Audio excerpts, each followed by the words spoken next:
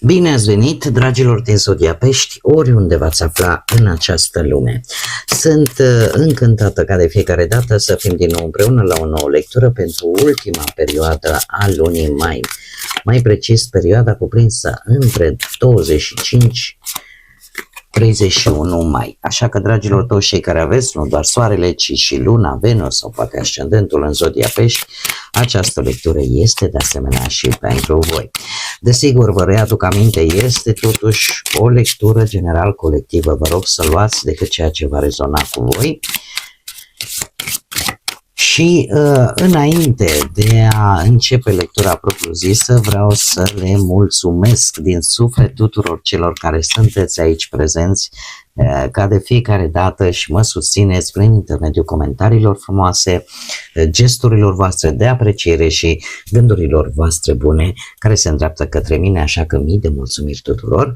Iar dacă sunteți pentru prima dată aici pe canal, vă urez bun venit, iar dacă la finalul lecturii simțiți că ați rezonat sau poate pur și simplu v-a plăcut, dragilor, nu uitați să vă abonați, este gratuit și în felul acesta nu veți pierde niciuna dintre lecturile mele. Cum de asemenea faceți uz de like, hype, super like, comentarii, în felul acesta voi vă puteți arăta sprijinul și aprecierea față de acest conținut, asta desigur dacă este ceea ce voi vă doriți. Acum, haideți să vedem care este energia generală pentru voi, dragilor. Avem o energie de apă pentru voi, e vorba de alegeri. Este alături de fântâna. Aici avem chiar Zodia Rac, Zodia Leu, îl avem pe Neptun, îl avem Soarele. Să știți că nu e o energie rea deloc, chiar deloc nu e. Putem vorbi de o emoție, o relație care a apărut poate brusc și care încet parcă începe să se dezvolte, să capete o anumită intensitate. Se pare că în această săptămână apare nevoia de a face o alegere sentimentală, o alegere emoțională, să vedeți dacă o începeți, o urmați, cumva începeți să simțiți ceva mai puternic și ajungi în postura în care trebuie să alegi. Ce faci cu sentimentul ăsta? Ce faci cu relația asta? Da? Lucrul ăsta poate să vă aducă și un pic de tensiune internă, așa, să vă pună un pic în ceață. Dar avem fântâna care ne vorbește de sentimente, emoții care nu mai stau ascunse, pur și simplu ies la suprafață. Ies la suprafață și ceea ce este în interiorul vostru va curge, va deveni expresie, va deveni lumină, o exprimare cât mai sinceră, un dialog cât mai clar, cât mai... Această curgere, această recunoaștere a ceea ce voi simțiți, care este la exterior și se exprimă către ceilalți, pentru voi, dragilor, este de fapt ca o vindecare. Să spui lucrurilor pe nume, să spui ceea ce simți cu adevărat față de o situație, față de o relație, față de o persoană. E ca și cum vă vindecați pe voi la nivel intern. Haideți să mergem mai departe și să vedem ce ne spune tarotul. Ce vine pentru dragii mei din Pești în săptămâna 25-31 mai. Atât pe plan profesional, financiar sau sentimental.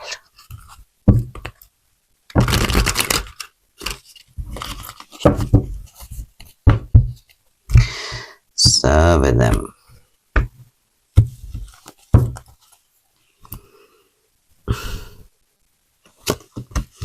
Tind să cred că poate să fie vorba vis-a-vis de cineva din familie, cineva foarte apropiat vouă. Bun.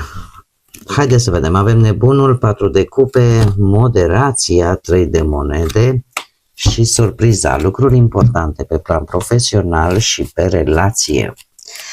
Haideți să le și clarificăm. Clarificăm nebunul, te rog, pentru dragii mei din Pești, săptămâna 25-31 mai. Foarte multe, mai încercăm. Clarificăm nebunul, te rog.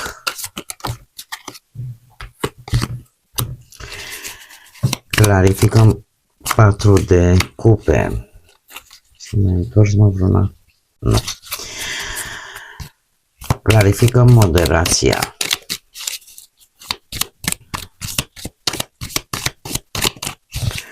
Clarificăm moderația, te rog.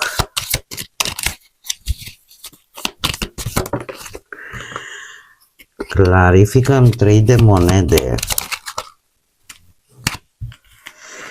Și clarificăm surpriza. Bun.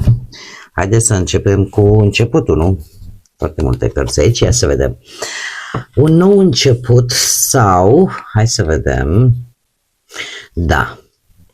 Avem împărăteasa Zodia Taur, avem 2 de... și aici avem Zodia Vărsător, poate vă spune ceva ce are legătură cu munca, cu viața, cu cariera voastră profesională. Deci avem împărăteasa, un 2 de spade, 9 de monede, un 5 de cupe și un 9 de bâte. Dragilor, voi se pare că sunteți, aveți o ambiție, aveți un plan.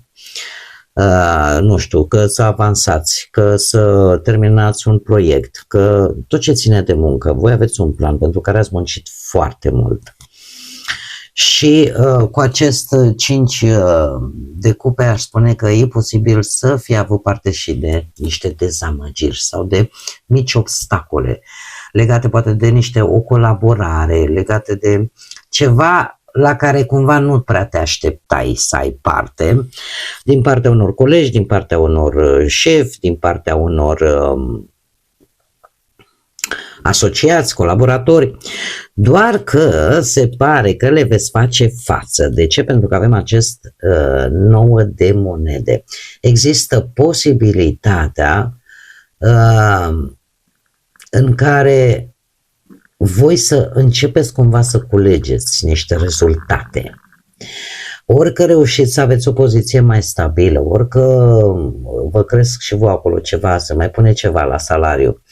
Cert este că tot acest efort începe oarecum să dea niște rezultate care vor duce la acest 2 de spade, la luarea unor decizii privind.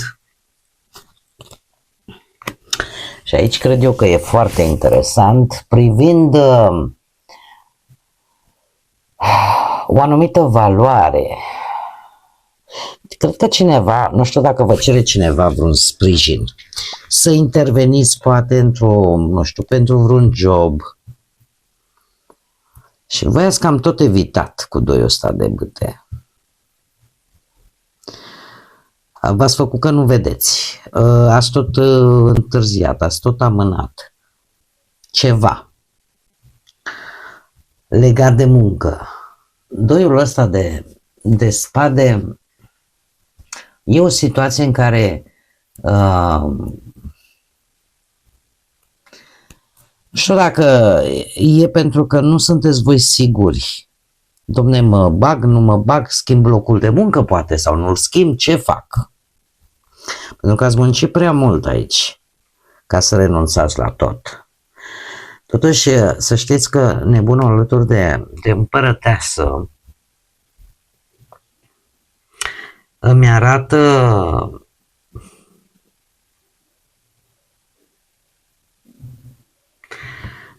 un început foarte bun de a gândi matur. De a gândi matur și de a vedea dacă într-adevăr ceea ce voi trebuie să decideți, ceea ce voi trebuie să alegeți pe planul profesional îți va aduce stabilitate sau nu. Din câte văd eu aici, e ca un risc, e un început, dar vouă încă vi se pare riscant. cu un pic de analiză, să știți că puteți să descoperiți cam care este riscul sau cât de mare este acest risc, pentru că totuși nepunul pe planul ăsta al muncii, eu zic că nu o să vă lăsați purtați așa de impuls și chiar să nu gândiți care ar trebui să fie pașii următori. Da? Nu știu, că primiți o propunere să intrați într-un proiect mai neobișnuit așa, că poate trebuie să faceți un nou curs sau dacă vreți să schimbați jobul, intrați într-o activitate pe care n-ați mai făcut-o până acum. E o decizie pe care, cum am mai spus voi, cumva o tot amânați așa, tocmai pentru că vreți ceva stabil și e ceva cu care voi nu v-ați mai întâlnit în planul ăsta al carierei. Dar depinde, desigur, foarte mult de voi. Eu văd totuși o gândire destul de matură care să vă ofere luarea unei decizii cât mai viabile și cât mai bune pentru voi. În așa fel încât să profitați de această oportunitate într-o manieră cât mai benefică vouă. Pe partea banilor, un 4 de cupe, cine v-a supărat pe voi? Nu știu dacă ați dat bani cuiva, mai degrabă aș spune. Ați făcut, ori ați împrumutat pe cineva, ori ați vrut să rezolvați o situație financiară și din păcate poate nu prea v-a ieșit. Cert este că simți așa că resursele parcă nu-ți mai ajung sau nu sunt destul de satisfăcătoare, să zicem așa. Nu sunteți voi mulțumiți de un anumit venit, care parcă ori bate pasul pe loc, ori nu e ceva în regulă aici. Iar asta vă aduce începeți să vă gândiți, începeți să fiți nemulțumiți, să reevaluați situația, să vedeți de ce s-a întâmplat cum s-a întâmplat și dacă se mai poate, să zicem așa, salva ceva. Cu acest 6 de monede, eu tind să cred că ori voi ați fost dependenți de sprijinul altora, ori cineva care v-a cerut un sprijin și, din păcate, nu a ieșit ce trebuia.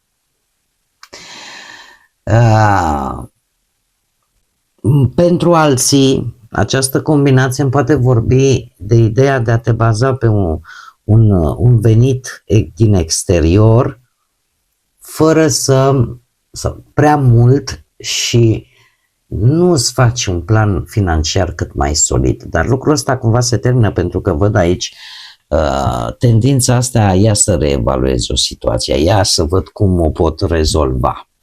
Adică nu văd indiferență, ci văd o regândire. Moderația pe partea relației, a cuplului, zodia Săgetător. Voi, dragilor, în relație, încercați voi, nu știu dacă aveți un anumit interes. Asta îmi spun cărțile, eu asta vă spun. Moderația este renumită pentru energia sa echilibrată, care poate chiar suporta anumite lucruri nu tocmai plăcute, dacă are un anumit cel. În cazul vostru, dat fiind că avem un 10 de bâte, deci e clar că există anumite greutăți în relația voastră, există anumite momente de presiune, de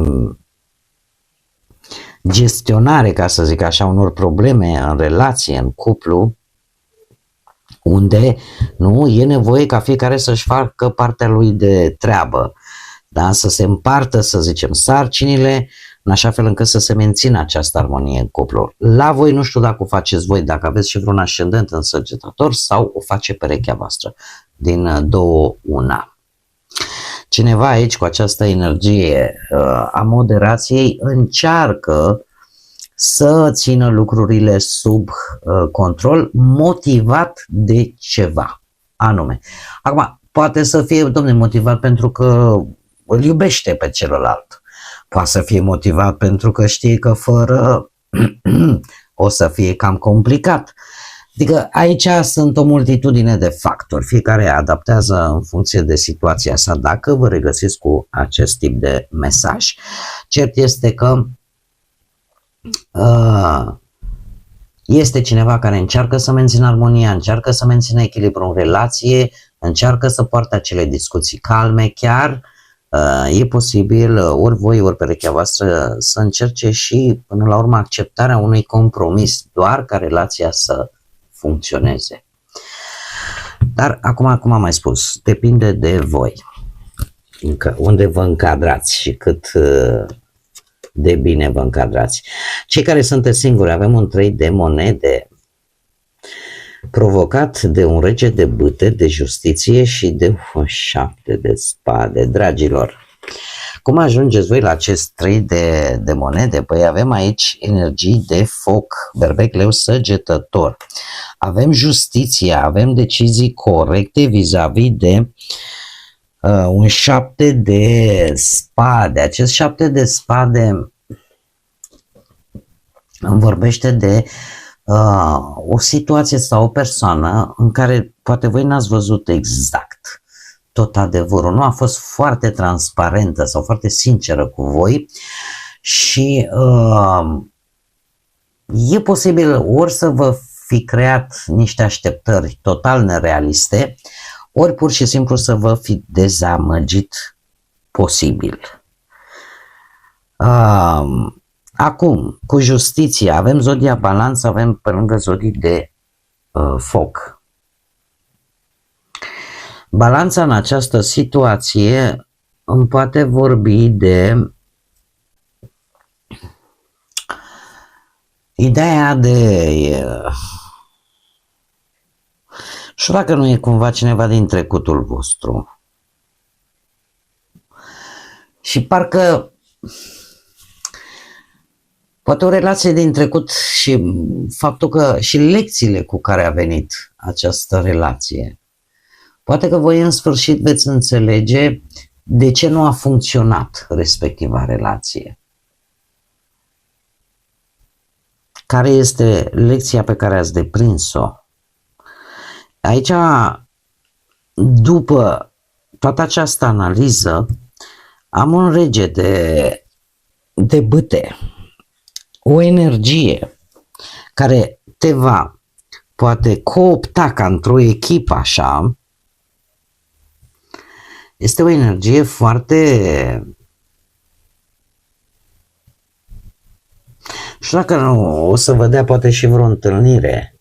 E o energie foarte ambițioasă, foarte dinamică. Și foarte asumată în același timp. Se arată fix așa cum este. Cum îl percepeți voi, persoana asta. 3 de monede, cum se ajunge aici? Păi poate pentru că în sfârșit, învățându-ți lecția din trecut, cumva felul vostru de a gândi s-a schimbat, felul vostru de a acționa probabil că s-a schimbat. Și aveți o șansă, zic eu, destul de bună ca voi să vă construiți o relație mai stabilă. Sau cel puțin să începeți de la o bază mult mai solidă, asta înainte ca voi să începeți să vă și implicați emoțional. Iar această energie vă oferă acest lucru. E ca și cum ai zice, haideți să facem o echipă, hai să punem fiecare cărămida pentru a începe să construiți ceva.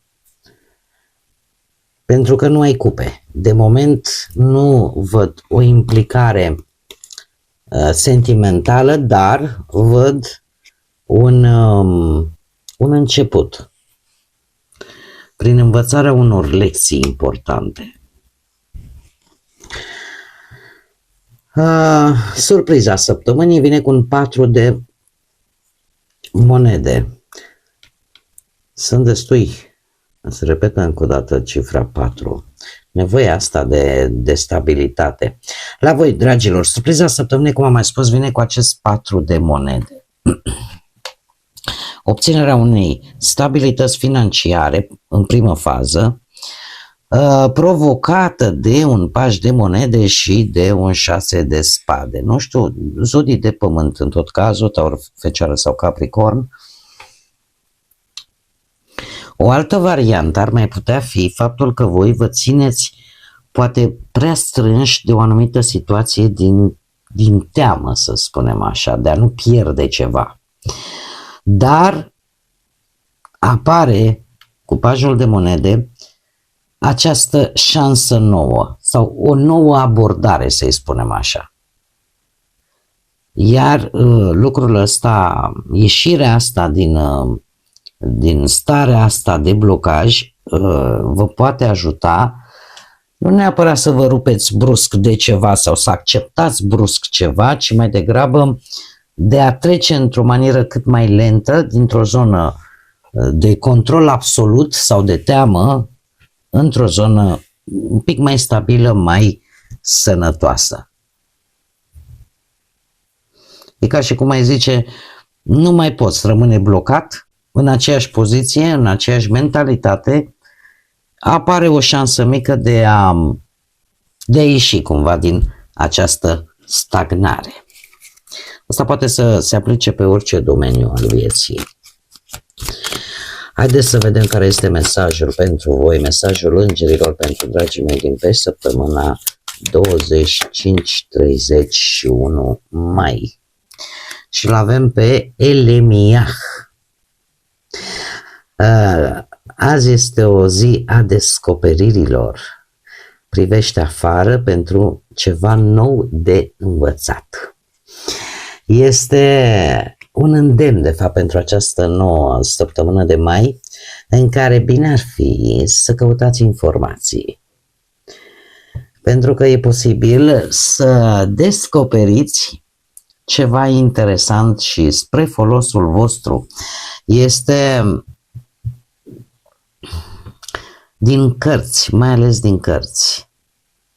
Când e vorba, nu știu, de documente, acte, cărți, tot ce ține de foi, puteți descoperi lucruri importante pentru voi. Bun, dragilor, cam atât am avut pentru această ultimă săptămână de mai. Eu vă mulțumesc că mi-ați fost alături, iar până la următoarea noastră reîntâlnire, încă o dată mulțumiri pentru prezență și, desigur, nu uitați, dragilor, gândiți înalt, zburați înalt și lăsați ca pacea, credința, lumina, iubirea să vă însoțească la fiecare pas.